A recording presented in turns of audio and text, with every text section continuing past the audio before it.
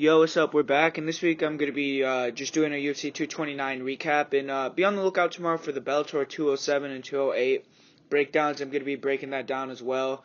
But, overall it's a fantastic card, the ending aside and all that. But, we didn't do the greatest on this card. We actually went 5-7, so I was really kind of disappointed. And I've been disappointed in the most confident picks lately. This was the first week we really had bad picks. The other last 2 weeks that I've gotten the confident pick wrong, we've actually had some pretty good picks, but 3 weeks in a row that I've gotten that wrong, really kind of disappointed in that. We're gonna bounce back though. Everything's gonna be fine. Hopefully you guys stick with me, but overall in the picks, we've still been doing pretty good. This week we didn't do that great. I went with some upsets. Didn't pan out, but I'm just gonna go over the card here. In the first fight of the night, I actually did have a bet on, and it hit, so I was happy about that. It was Tony Martin against Ryan LaFlare, and Tony Martin looked good, man. I mean, the first round was relatively close. You could potentially give that round to LaFlare, I guess, but then in that second round, Tony Martin really started to find that right hand, and LaFlare just looked old, man. He couldn't close the distance very well, and Martin just kept catching him coming in. He kept trying to throw that Superman punch. And then that third round, he hit him with that nasty head kick, finished the fight. And that was nasty, man. I mean, great fight by Tony Martin. And for Ryan LaFlare, that's a big loss. Don't really know where Ryan LaFlare is going to go after that. He's already about 34, 35 years old. And just took a loss to a guy outside the top 15. So that's a really tough loss for Ryan LaFlare. And for Tony Martin, that kind of jumpstarts his career. He's going to be looking at probably a top 15 to 25 guy next. And up next, I picked Gray Maynard to defeat Nick Lentz. And pretty bad pick on my part. I thought Gray Maynard had a little bit more left than that. He really got beat down by Nick Lentz. Nasty head kick finish by Lentz. I did think that Gray Maynard did start to kind of get a little bit back into it in the second round. He rocked Nick Lentz a couple times on the feet. And that stoppage, I think it was a correct stoppage. Gray was arguing the stoppage. Maybe it was a little bit early, but, overall, it's a pretty good stoppage. And very good fight from Nick Lentz. He really had a dominant performance in that one. And tough loss for Gray Maynard. He's 40 years old now, so really have to wonder how much longer he's going to keep doing it, And up next, we had Yana Kunitskaya against Lina Landsberg. And she was one half of the parlay. I was pretty confident in her, and she was able to get it done. She kind of did exactly what I thought she was going to do. She was the stronger woman in the clinch, able to control Lina Landsberg, and that's really where Lina Landsberg likes to fight. She really likes to be in that dirty boxing, throw elbows, clinch up, and Yana was just better in that area, and Yana actually took her down a couple times.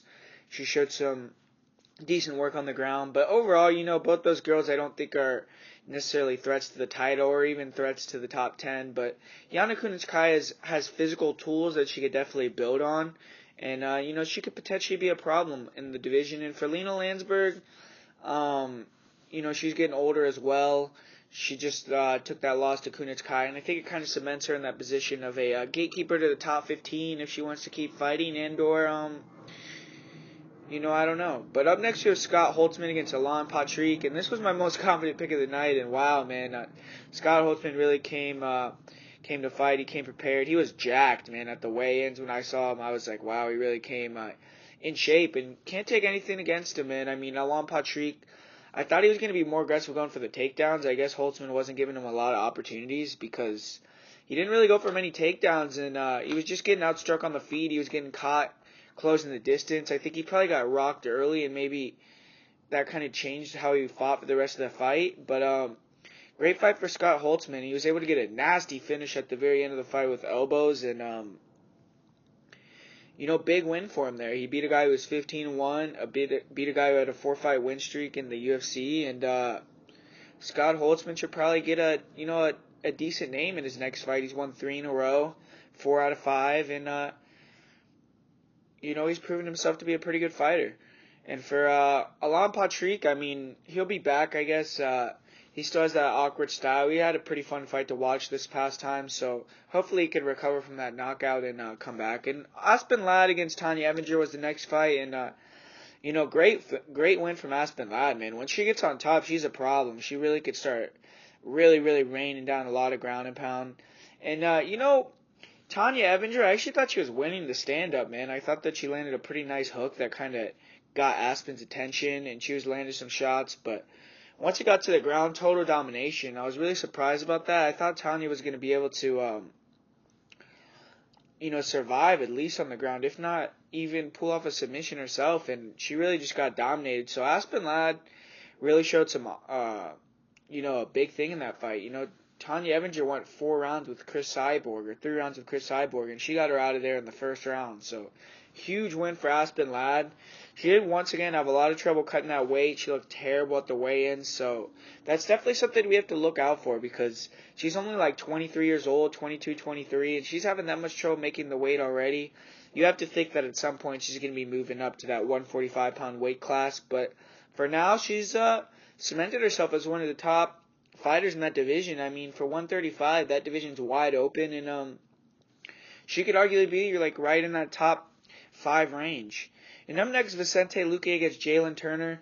And they've been putting these fights together recently where they're kind of feeding these young guys to the wolves, man. I don't really know why, but Vicente Luque got a pretty nasty knockout against Jalen Turner. Turner actually showed some skills.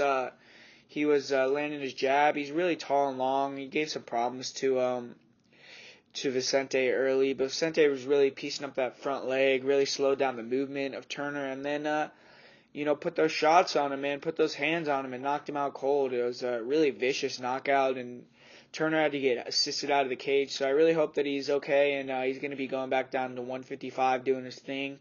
And for Vicente, man, that's another big win, another big finish, and he's finished 7 out of his last 8 UFC fights, man. He's 7-1 in those fights, so that's pretty impressive, and he's going to be getting a step up of competition, I'm sure. He called out George Masvidal. That's a fight that, I would love to see myself personally, and even if he doesn't fight George Masvidal, maybe fight another guy that's higher up in those rankings. And up next, we have Jussier Formiga against Sergio Pettis. And, Formiga, I kind of really wanted to pick Formiga, man. But I chickened out, man. I didn't have the balls to do it, and went with Sergio. And it was a relatively close fight. I gave Pettis the first round. I know a lot of people gave that first round to Formiga. But, I gave the last 2 rounds to Formiga. Definitely the third round. He took the back, and Pettis just didn't have an answer for him when he took him to the ground, man. He couldn't get back up. I actually thought that he was doing a lot more damage on the feet, and I thought that Jussier wasn't really doing much on the ground, but he did have that control. He took the back, and big win for Jussier Formiga, man. I mean, that puts him right in line to be fighting for that title, and I don't think he's going to get a title shot, to be honest with you, just because of his name value, and I don't know. I just don't think they're going to give him a title shot. But, I don't know. Maybe you could do like a rematch with Ray Borg. Maybe you could fight DJ. I don't know. But Formiga cemented himself right there at the top. And for Sergio Pettis, it's a setback. But he's still a young guy. He's going to be back. And, hopefully he can shore up those skills a little bit. And up next, we have Michelle Waterson against Felice Herrig. And I was pretty confident in Felice Herrig going in and getting this win, man. And Michelle Waterson did well, man. I thought Felice Herrig won the first round. I see a lot of people. I mean, I couldn't believe it when I saw 30-26 on a scorecard. I thought it was going to be a split decision, man. I thought that was a fairly close fight, Definitely thought Felice won the first round. And second round definitely went to Michelle Waterson. And in that third round, Felice was putting the pressure on. She took her down. She controlled her on the ground. She controlled her in the clinch. She landed some knees. But, Felice, I don't know. She didn't look that good in this fight to me. It looked like she, I don't know. She didn't look as good as she did in previous fights, in my opinion. And I actually do think Michelle took that fight 2-1. It was a big win for Michelle, and they're starting to really get behind Michelle, push Michelle, and, I don't think she's even close to that title shot type talk that she was saying. I don't think she has the skills to compete there. But big win for her. And for Felice Herrig, that's actually a pretty big-time loss for Felice, man. I mean, lost 2 in a row now. She's 34 years old. She was just on a 4-fight win streak, really kind of cemented herself back in that top 10 position. And with this loss, she's, knocked back out of that position. And she's going to have to think about what she wants to do. Honestly, I could see Felice I wouldn't mind seeing her if she maybe wanted to move up to 125 pounds, man, and see what she could do there. Because she's a big girl, and that 125-pound division is wide open. And, I mean, she could beat a lot of girls at 125. I mean, her versus Jessica Ai, her versus Sajara Eubanks, her versus, all these girls, it's competitive to where she could potentially win. And I feel like she could kind of revamp her career a little bit if she moved up to 125. So, for the next fight, Derrick Lewis against Alexander Volkov. And goddamn, man, I mean, Volkov was doing exactly what he should have done, man. I even thought that he got some 10-8s in there. He might have gotten a 10-8 in the first and second round. He was beating the shit out of Derrick Lewis. He looked like he really hurt his orbital, really had Lewis hurt, and every single time he hurt him to the body and to that eye. And Derrick Lewis just is a motherfucker, man. That dude has to be so dangerous, bro, because Volkov had him hurt to where he could have worked for the finish on multiple occasions, in my opinion, and he didn't want to close that distance and engage in the pocket with Derrick Lewis. He didn't want to do it to save his life, man, because wow. And then the reason why he didn't want to do it is because of what happened in that last 15 seconds, man. Derrick Lewis hits him with a fucking bomb, bro, like all the way from Houston, Texas, and just knocks his ass fucking down. That ground and pound on the ground was vicious, man. Volkov was out completely unconscious. And, man, Derrick Lewis could hit hard, man. You saw in that second round, too, where he hit him with that uppercut. Alexander Volkov had no idea where he was. He was trying to give his mouthpiece to Derrick Lewis. I mean, Derrick Lewis, he just has those lunch boxes for hands, man. He could change the fight at any time. And, that guy's 9-1 in his last 10 UFC fights. Think about that. He's 9-1. He's beaten, his last 3 wins are Tybura, Francis Ngannou, and Volkov. I mean, those are 3 big wins, man. I mean, say what you want about the Francis fight, say what you want about Tybura, but you can't say anything about Alexander Volkov, and he knocked that guy out cold. He needed to knock him out in those last 15 seconds, and he fucking got it done, man. Huge win for Derrick Lewis. I mean, that guy has some incredible heart. Never is out of the fight. He could win a fight with 10 seconds left, obviously. And, he had one of the most epic post-fight speeches of all time. He took his pants off. His balls were hot. So, big win for Derrick Lewis. Shout out to Derrick Lewis, man. I mean, that guy is one of the most dangerous fighters in UFC history. I mean, point blank, he's a freak, man. His explosive ability is just extremely, extremely, extremely impressive.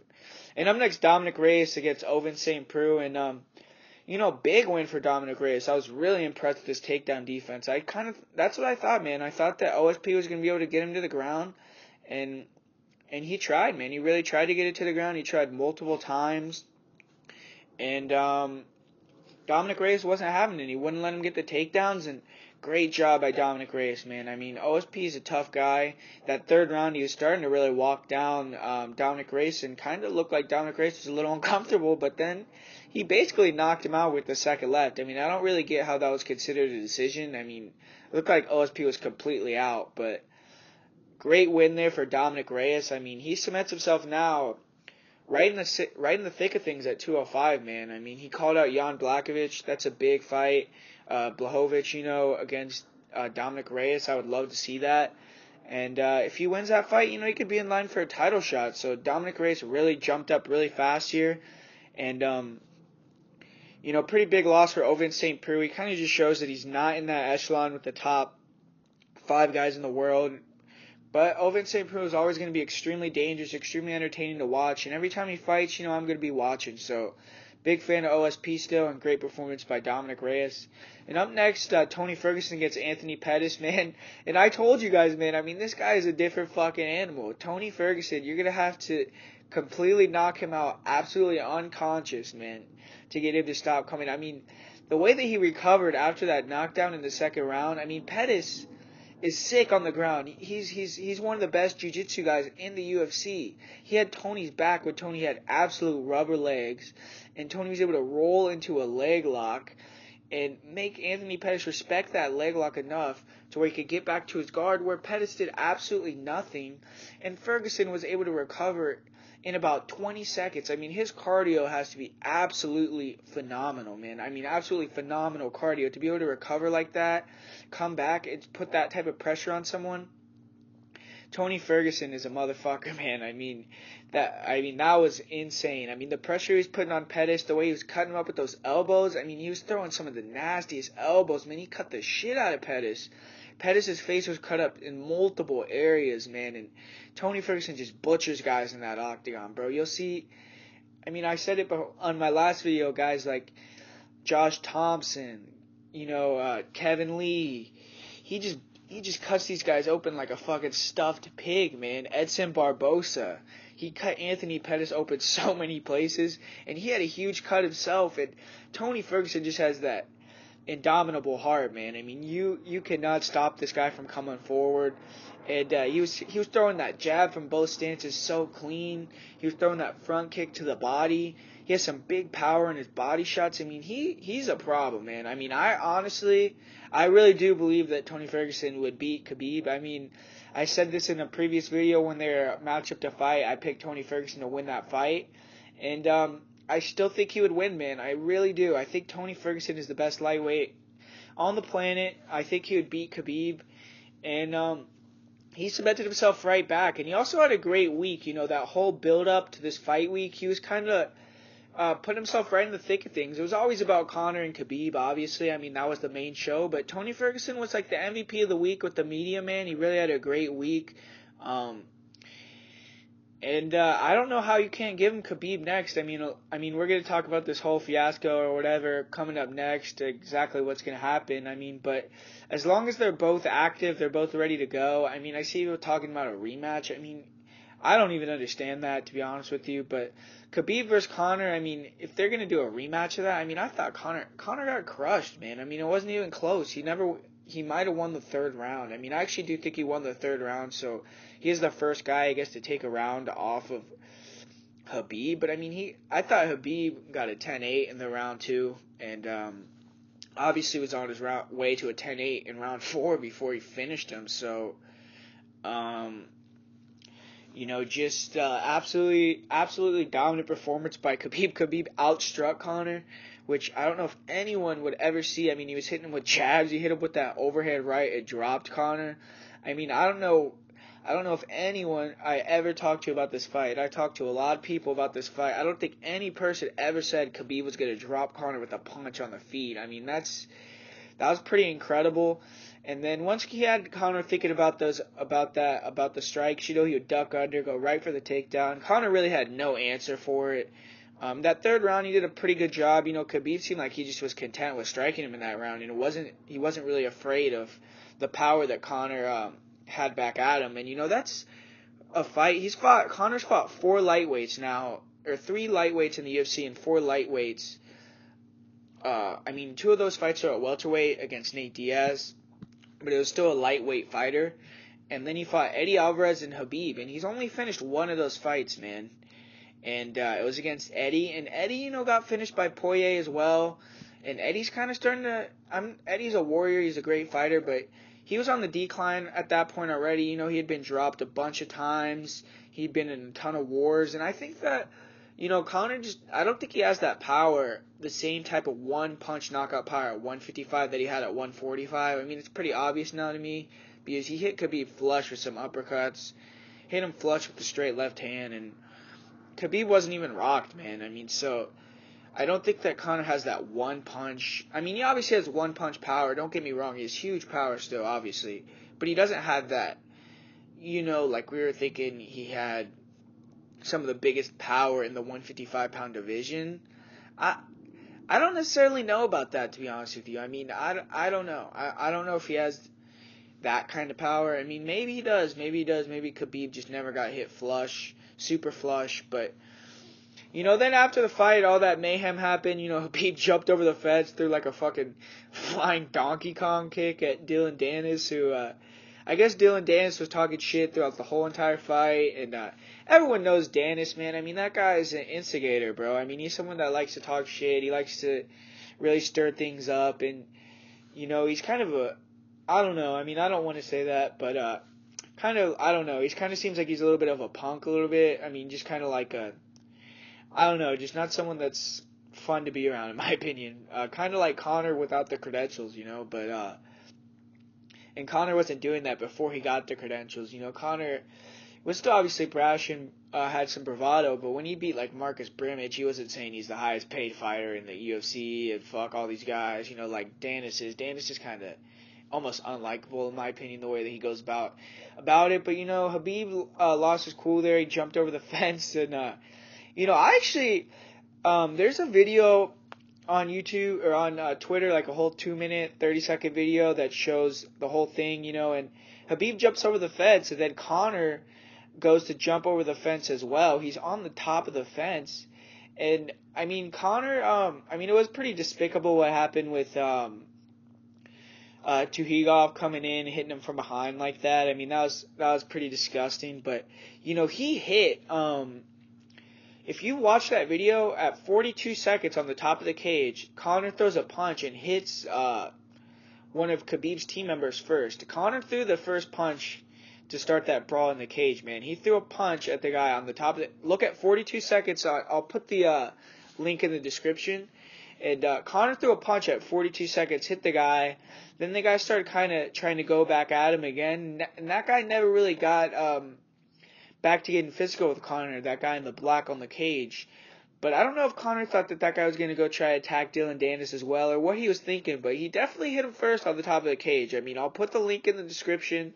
I know there's probably going to be some people that are hating on me for saying that, but it's pretty clear. It's clear as day that Conor hit that guy in the black first, but it was extremely despicable that, I don't know who that was. I think it was Tuhigov, but if it wasn't, correct me in the comments here. I heard some other people saying it might have been Islam Makhachev, but the person that jumped over in the red started punching Conor in the back of the head. I mean, that was completely despicable, man. I mean, that was terrible. That should have never happened. But, you know, Conor did hit that guy in the black, and I do wonder if he never hit that dude, if that would have ever happened. But, you know, Khabib did kind of start it off by jumping over the fence, and you can't condone that action at all. And he kind of ruined his night a little bit, man, because then they didn't get to go and have a speech in the cage. He didn't get to hear his name announced as the winner. He didn't get to have his belt wrapped around him, and big kind of sucks for Khabib and for Conor as well, you know, for both guys. Obviously, Conor got attacked after the fight, but you know, I don't think it's as big a deal as everyone's saying with, like, Khabib should be stripped and all that. I mean, what's the difference between what Khabib did in, like, a bench clearing brawl in baseball? I mean, I don't see that big of a difference. I mean, it was obviously a bad thing to do. It was not the right move, but I don't know. I don't think he should be stripped. I don't think any of that should happen. Obviously, I don't think Conor deserves a rematch. But, you know, who knows? We're going to see what happens. We're going to see what happens. Khabib, I mean, if Khabib gets stripped, I mean, it's going to be a whole shit show again. I don't know what's going to happen. Probably going to put on a interim belt. I don't really know. I mean, but overall, I mean, it was a great event, UFC 229, and I'm going to be back tomorrow for doing the Bellator 207 and 208. I'll do 2 separate videos for those probably. And be on the lookout for those, and we're going to be bouncing back here pretty strong. I have a good feeling about these Bellator cards. Going to try to stay confident, stay positive here. And, you know, thanks for watching, guys, and we'll be back tomorrow.